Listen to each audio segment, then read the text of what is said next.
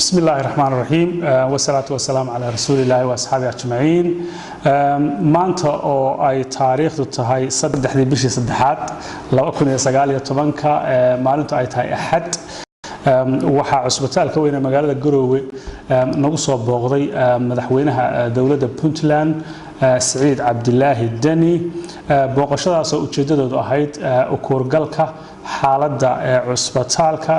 magaalada Garowe runtii booqashadaas si fiican bay u dhacday waxaanu meesha ugu tagnay shaqaale runtii aad u dadaalaya oo iyadoo ay ku sugan yihiin marxalad aanay sometimes ama mararka qaarkood helin qalabkii ay u baahnaayeen ee ay adeega ku bixin lahaayeen haddana dadaalayo runtii dadaal badan ka muuqdo si ay dadkooda ugu adeegaan oo u siiyaan adeeg caafimaad shaqaalahaas aad baan runtii ugu mahad celinayaa waad la socotaan oo cusbitaalka ama dhakhtarka Garowe waxaa la dhisay muddo hore xilligaas magaalada Garowe way koobnayd dad yar baa joogay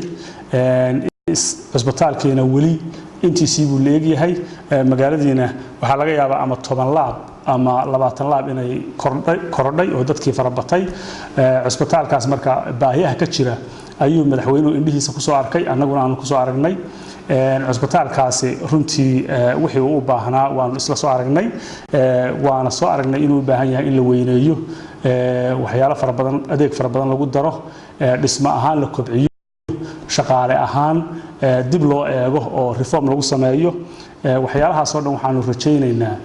muddooyinka dhow inaanu qabanno oo hawlahaasi waa hawlaha noo yaala ka wasaarad ahaan iyo ka dawlad ahaanba insha Allah si dhaqso ah baan hawlaha u qaban doonaa waa ku mahadsantiin. Wassalaamu calaykum wa rahmatullahi wa barakaatuh.